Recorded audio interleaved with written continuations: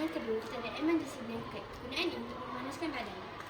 Yang keempat, kita ada hydrasi. Kegunaan ini untuk menghilangkan gasit. Yang keempat, kita ada lint dressing. Kegunaan ini guna untuk gabungan ini membuahkan penguatan dalam.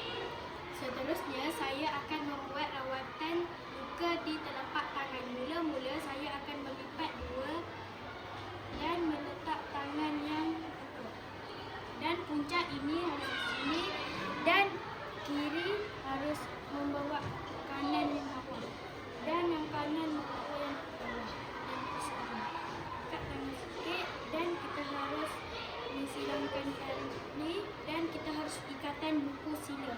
Kanan atas kiri masuk, kiri atas kanan masuk. Dan kita akan selit-selitkan dan kemas-kemaskan. Sekian dari saya. Seterusnya saya akan membuatkan langkah-langkah jika ada orang cedera di dahi.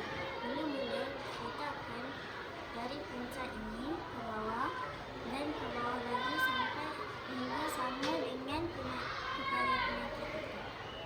Kemudian saya akan ambil ini kain andal yang membuat sampai ke kotak dan letak di atas kepala yang sakit dan pegang.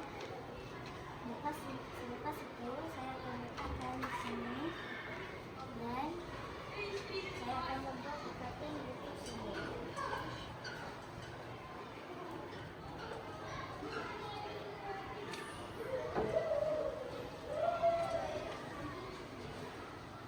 Selepas itu saya akan masukkan yang berlebihan. Sekian dari saya. Seterusnya saya akan membuat balutan pada tangan. Yang ini kita letak bahu, yang ini kita letak atas bahu, ini kita letak kita ikat buku sila, kanan atas kiri, kanan masuk, kiri atas kanan, kiri masuk.